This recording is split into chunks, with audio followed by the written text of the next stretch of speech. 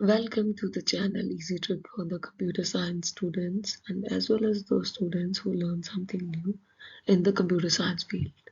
So that topic is related with the computer networks and the information technology field and every field in the networks and the internet that is very helpful. That is the client server architecture. What is the client server architecture actually?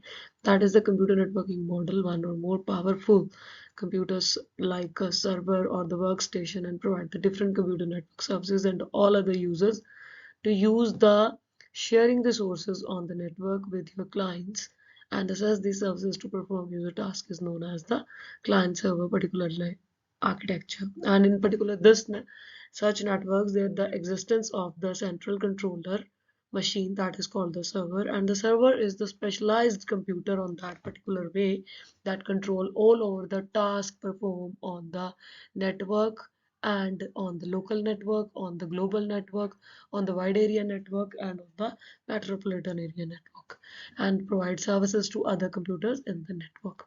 So the client server architecture having the more facilities in the internet level, you all are a client under the internet service provider. In the DBMS, the all privileges under the DBA database administrator is the server position, and the person you will use on that time the Oracle queries and the MySQL queries and the SQL queries, whatever you are used on that particular time, you are the client of the Oracle database on that time. And when you will enter into any organization under the employee category, you all are the client because you have on your boss on your particular way. So in the manual services, there is also a client server architecture, and in the network and internet services, everywhere client server architecture facility where will be used.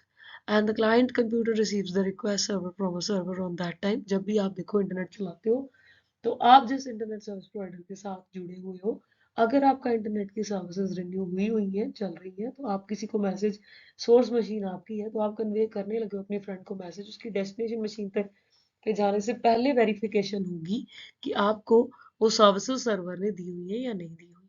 Server map करता है major operations को, security को, network management को। जब हम network में होते हैं टोपोलॉजीज की बात करते हैं कि एक सर्वर मशीन उसमें जरूर होनी चाहिए, specially in the mesh topology, especially in the tree topology, especially in the ring topology of the token ring topology. There are too many ways to secure your client services architecture. If client 1 wants to send data to client 2, it first sends request to the server. Server के ऊपर आपकी request जाएगी, permission seek होगी. If the DBA seek the permission to privilege give to the client will share the particular information to any client, then on that time that it allowing to initiate the communication on that particular time. And the server is also responsible for managing all the network resources such as the files, directories, folders, application, shared devices like printers, scanners, cameras, webcams, anything you will be used as per the resource sharing that will be used to the server position. And if any of the clients want to access these particular services, all clients firstly seek the permission from the server condition, because if it is the DBA service, so database administrator आपको privilege देगा. If you are under the teacher student relationship तो teacher permission देगा. If you are under the employee category तो आपका जो boss होगा वो आपको information provide करवाएगा. Most local network are based on the, and जब क्लाइंट सर्वर रिलेशनशिप का एक्चुअल डेटा जो है क्लाइंट के साथ शेयर होता है तो सेंटर फॉरवर्ड जो आपको सर्वर दिख रहा है that is the server machine, और आप जब इसके साथ कंप्यूटर नेटवर्क में एंटर करते हो इस सर्वर के ऊपर सब कुछ जब स्टोर होगा तो that is called the one tyre client server architecture, जिसमें आप सिंगल सर्वर के साथ अटैच होते हो. So the design of the application of the particular relationship under the distributed computing environment, that is the distributed database environment. And in this divided into two parts, that is the front end and the server is the back end. जहाँ से आपको information आ रही होती है इन databases की help से वो back and होगा, और जब उसके पास जा रही है क्लाइंट के पास वो फ्रंट एंड होगा. इसमें ही जो एक्ट होगा, मैंने अभी बात की आपसे कि वो लोकल एरिया नेटवर्क भी हो सकता है, वाइड एरिया नेटवर्क भी हो सकता है, कोई भी पार्ट हो सकता है. एडवांटेज इसका बहुत बड़ा है कि सेंट्रल बैकअप मशीन के ऊपर आपका सेंट्रल बैकअप चला गया. मान लो कि क्लाइंट की मशीन में जो भी सेव हो रहा है वो ऑटोमेटिकली सर्वर पर मशीन में सेव हो रहा है. इसके साथ भी अगर सीपीयू है नो इशू, CPU इसके साथ वर्क कर सकता है क्लाइंट की मशीन के साथ, बट प्रिविलेज हमने ये लगाया हुआ है कि आपकी लोकल मशीन पे जो स्टोर हो वो सर्वर पे भी स्टोर हो, कि in case in the next day अगर कोई भी ऐसा पार्ट है वो मशीन खराब हो जाए और उसमें ही अगर डेटा था तो वो उसमें एंट्री फिर आपको नहीं मिलेगी। So this is the protective figure of the things, कि आपको एक बैकअप कंट्रोलर मिल जाता है जिसमें डेडिकेटेड सर्वर इम्प्रूव परफॉर्मेंस करता रहता है सारे सिस्टम पे, और मल्टीपल नेटवर्क में सिक्योरिटी आपको मिलती रहती है, क्योंकि डाटा शेयर करने की परमिशन सिर्फ सर्वर को है, क्लाइंट को, आपको खुद को नहीं है।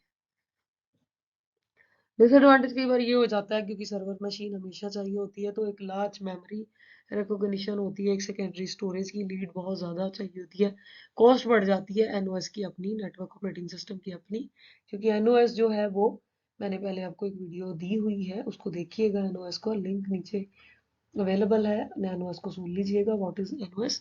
तो एनओएस जब भी बनाना है डेडिकेटेड कनेक्शंस भी चाहिए होंगे, एडमिनिस्ट्रेटिव पावर भी चाहिए होगी, स्किल्स भी चाहिए होंगी, डीबीए की पावर की स्किल्स, प्रोग्रामिंग की skills, architectural skills, each and every skills you have. So the client server architecture is actually the sharing of the system with the bond of the various capability, and इसके architecture में अब हम देखते हैं कि कैसे हम काम करते हैं। देखिए 3 तरह के आर्किटेक्चर है, 1 tier architecture, 2 tyre and the 3 tyre. 1 tyre में जो आर्किटेक्चर की क्लाइंट की कैटेगरी में आता है, जैसे इंटरफेस कोई आपको दिया गया है, आप किसी एप्लीकेशन को यूज कर रहे हो, उसका इंटरफेस आपको मिला है, फॉर एग्जांपल कोई प्रेजेंटेशन बना रहे हो, कोई डाटा का असेस बना रहे हो, कोई सिंगल सॉफ्टवेयर पैकेज आप यूज कर रहे हो, जैसे कोई व्हाट्सएप की सर्विसेज, कोई टेलीग्राम की सर्विसेज, कोई आप इंस्टाग्राम की, स्नैपचैट की, फेसबुक की, किसी मैसेंजर की, किसी मेल की, वॉट एवर इट इज, तो that is called the 1 tier architecture. जब आप क्लाइंट उसके साथ जुड़ते हो, सर्विसेज होती है उसकी। If it is the 2 tier architecture, तो 2 टायर आर्किटेक्चर में क्लाइंट सर्वर के इन्वायरमेंट को हम जब करते हैं तो स्टोर जितना भी यूजर इंटरफेस का होना है वो क्लाइंट की मशीन पे भी स्टोर होगा, और सेम डाटा आपके सर्वर पे भी स्टोर होगा। 1 टायर में क्या होगा, सिर्फ क्लाइंट की मशीन पे जो जा रहा है वो जा रहा है, अगर आप उसकी बैकअप कहीं नहीं रख रहे तो सर्वर मशीन पे एंट्री उसकी नहीं हो सकती, वो आपके अपने लोकल डिवाइस पे ही रहेगी। बट 2 टायर में क्या होता है, लॉजिक ये कहता है कि वो वही क्लाइंट की मशीन में जो भी अवेलेबल है, अगर उसका आईडी उसने हमें दे रखी है तो उसका बैकअप हमारे सर्वर पे भी होगा। जैसे आप एक एप्लीकेशन आज अनइंस्टॉल कर देते हो और बैकअप आपने कहीं आईडी में क्लाउड कंप्यूटिंग के थ्रू आपने एंटर किया हुआ है, तो आप उसको बाद में कहते हो बैकअप मुझे इस आईडी ने मैंने आपको दी थी तो इससे मुझे बैकअप चाहिए, तो सर्वर कंडीशन ये चेक करेगी कि if it is under the 2 tier architecture की सर्विसेज आपके पास थी, तो फिर डाटाबेस को लॉजिकली आपको रिटर्न करेगी, जिससे डाटा क्लाइंट की मशीन पे भी दिखता रहेगा हमेशा, और सर्वर जिसका आप यूज कर रहे हो उसकी मशीन पे भी हमेशा आपको दिखेगा। सो 2 टायर आर्किटेक्चर का डायरेक्ट इनकॉर्पोरेशन होता है। If a client is giving an input to the server should not be intermediated, it's okay, no issue, but for the instance online ticket reservation software जैसे है तो वो सारा 2 tier architecture है। जब आप कोई रिजर्वेशन करवाओगे तो डेफिनेटली है आपको प्रॉपरली मैसेजेस आएंगे, तो और टिकट आपकी रिजर्व होगी, क्योंकि वो एक 2 टायर आर्किटेक्चर की कैटेगरी में हमने डाला हुआ है। But in the 3 tier architecture, definitely that particular proposing system under the booster.com, that is my privilege, booster.com is the 3 tier architecture, and the application is virtually split की जाती है 3 tyre में, जिसमें कि हमारी प्रेजेंटेशन लेयर, एप्लीकेशन लेयर और data जिसने assess करना है, डाटा लिंक लेयर, सब चल रही होती है। प्रेजेंटेशन ने जब मल्टीपल क्लाइंट के साथ वो जुड़ी है तो उसने आपको डेटा प्रेजेंट करना है और फिर आपको देना है। 3 पार्ट्स में इसको डिवाइड इसलिए किया गया है क्योंकि प्रेजेंटेशन लेयर करती है क्लाइंट का काम, एप्लीकेशन लेयर करती है बिजनेस टायर का काम, और आपकी डाटा लिंक लेयर उस टाइम पे काम कर रही होती है डाटाबेस का काम। जो क्लाइंट सिस्टम मैनेज करता है वो होता है प्रेजेंटेशन लेयर पे। जो एप्लीकेशन सर्वर देखता है कि किसी को क्या दिखानी है, वो एप्लीकेशन लेयर वर्क कर रही होती है।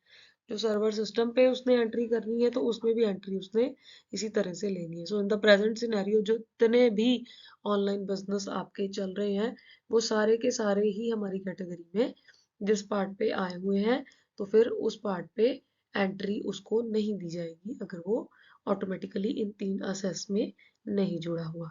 सो 3 टायर आर्किटेक्चर में हमारी कैपेबिलिटी जो होती है वो और ज़्यादा ऊपर हो जाती है, क्योंकि 3 टायर आर्किटेक्चर में एंट्री का पार्ट ही वही रखा गया है कि एप्लीकेशन में प्रेजेंटेशन जो होगी, जो 3 टायर आर्किटेक्चर करेगा वो well establish software application architecture होना चाहिए that organize the applications into the 3 logical and the physical computing tiers, that is the presentation tire, presentation. If it is the interfacing tire, user interfacing tire, so this is the database tire. And if it is the application tire, so that is related with the application layer tire, where the data is processed, and the data tire where the data associated with the things. Example सबसे बड़ी इसकी है, component कोई भी आप use कर रहे हो, जैसे वेब सर्वर, कोई वेबसाइट बनती है, उसकी होस्टिंग जो होती है कोई लैंग्वेज बैकएंड पे आपने उठाई हुई है वो करेगी।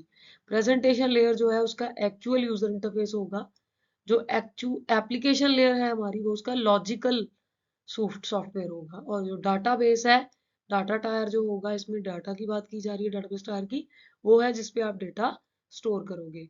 सो हमने 2 टायर में क्या पढ़ा है, 2 tier architecture is related with the client server architecture, and the 3 tyre database architecture is related with the web based application architecture. जो आप वेबसाइट्स देखते हो उनका आर्किटेक्चर होता है 3 टायर पे बेस्ड। सो 3 टायर में इंक्लूड होती हैं horizontal scalability, performance, availability, development, जितने भी पार्ट हैं। अब 3 लेवल आर्किटेक्चर में अगर हम डीबीएमएस की बात करते हैं तो डेफिनेटली वो आ सकती है, क्योंकि उसका 3 लेवल प्रेजेंट जो आर्किटेक्चर है, फिजिकल लेवल, कंसेप्चुअल लेवल और एक्सटर्नल लेवल, वो कैटेगरी है हमारे क्लाइंट सर्वर की 3 level architecture database management system. So जो इसका बेनिफिट है हमें, वो बेनिफिट क्या है, अब हम उसकी बात करते हैं इसी पॉइंट पे कि एक्सप्लेनेशन में कनेक्टिविटी में बेनिफिट क्या मिलेगा। बेनिफिट जो उसे मिलेंगे कि एबिलिटी है इसके पास कि जब भी आप अपडेट करना चाहो टेक्नोलॉजी तो 1 टायर पे करोगे, बाकियों के ऊपर ऑटोमेटिकली हो जाएगी। अलाउ करोगे अगर डिफरेंट डेवलपमेंट टीम्स को, अपनी एक्सपर्टीज है आपकी डीपीए की, तो फिर उसमें आपको और ज़्यादा फायदा मिलेगा।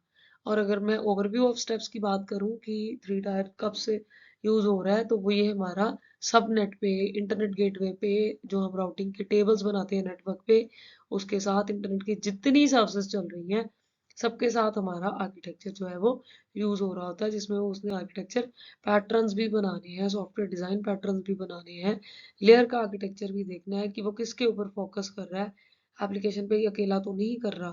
सो मल्टीपल चीजें आती हैं कि इसमें कोई चैलेंज है 3 टायर में, क्योंकि इसमें several faces of application development process को ही आपको हैंडल करना पड़ता है, फ्रंट एंड को भी खुद हैंडल करना है, बैक एंड को भी खुद, और यूजर को वेब डेवलपमेंट में दिखाना भी खुद है। So that is the whole topic of the client server architecture. And if you have any type of question regarding the any services, kindly comment into the comment box. Definitely reply will be given to all of you within the 24 hours. Don't be hesitate to ask any type of question. You will welcome to this particular channel. Ask any type of question anytime. So the next topic of the window NT availability by tomorrow surely, and the link will be available very soon with all of you. Till then, take care. Thank you.